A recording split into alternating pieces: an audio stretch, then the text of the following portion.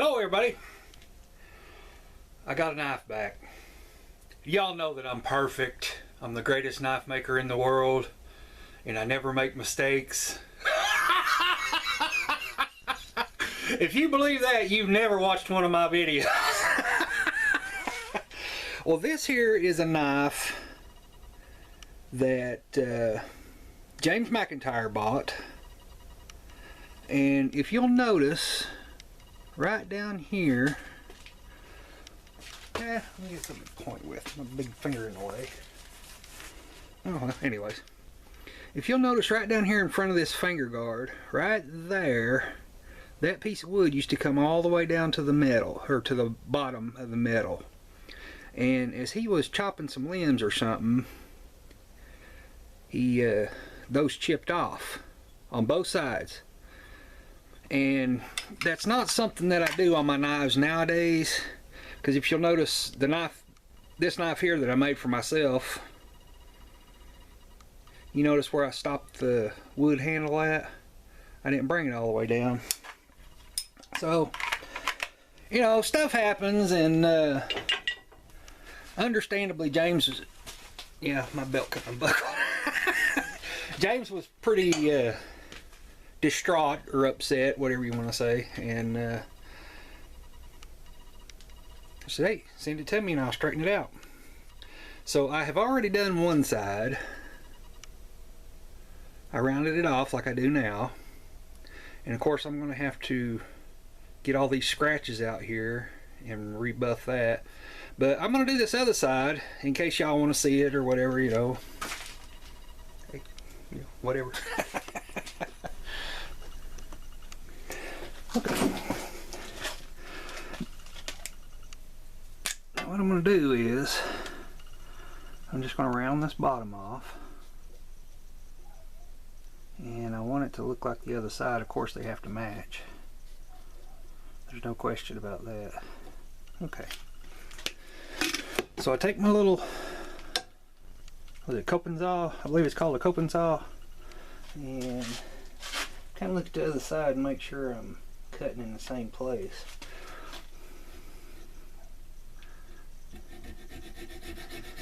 And cut.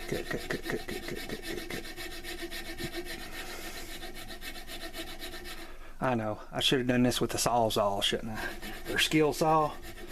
Skill saw would have been perfect.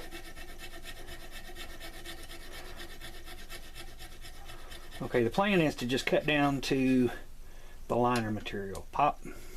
See, I still got the liner material there. Now we'll cut this little point right here off.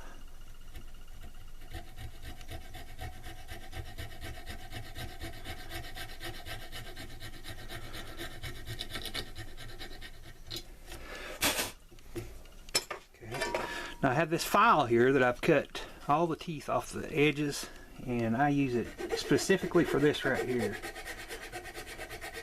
Occasionally you glue on a set of scales and they're not exactly even on the end, and you got to round them off some. Whoa. Okay, we're going to round it off a little bit more here. Whoa, crap.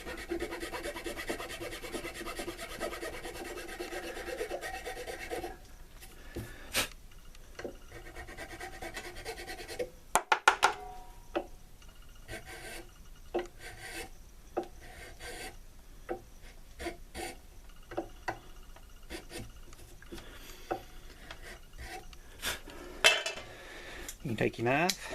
This is my flint and steel knife, one of my favorite EDC knives. I use it and abuse it. And you cut your liner material off.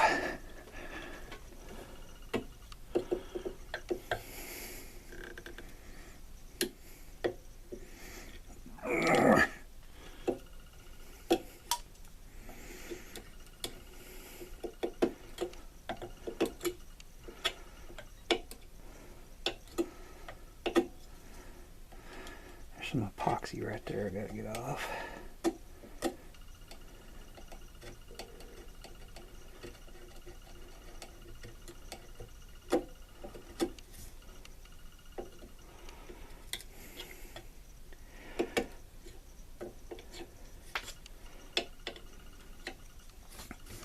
Okay.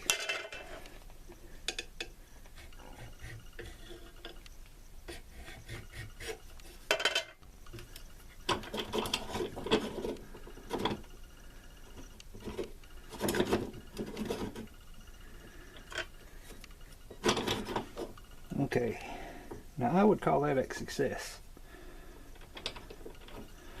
Now what I gotta do is I just gotta wet sand this a little bit to get these scratches out, and then I'll probably sand, excuse me, sand this handle a little. It's got a few marks on it. Not all of them's gonna come out. You know, I don't know what happened here. Anyways, I'll probably sand that handle a little bit and recoat it.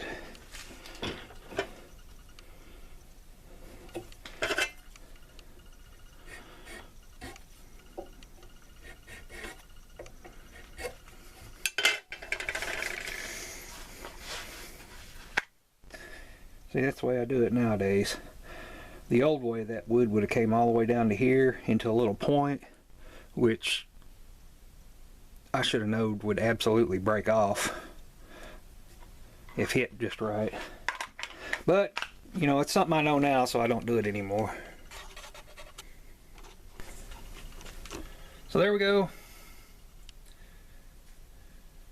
Looking good again. And, you know, I'll do my sanding and polishing, finish it up.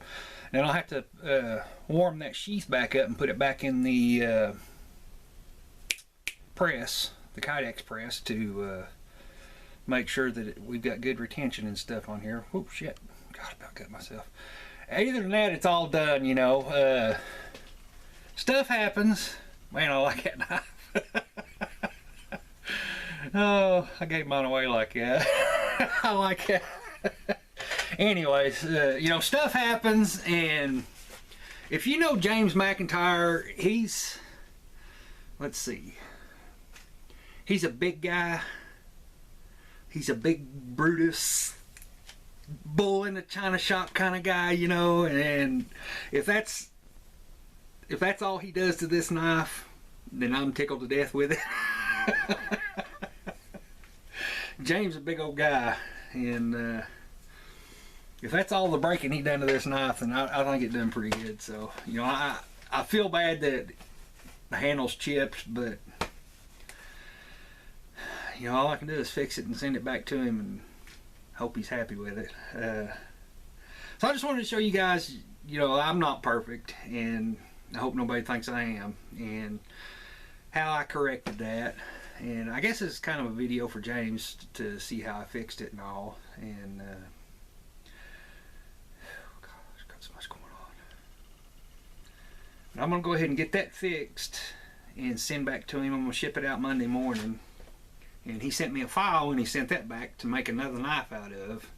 And I'm not gonna get to it right off. I felt the need to push that in front of everybody else's knives because it was a return and all that. So I hope everybody understands, and I'll get to your knives as soon as I can.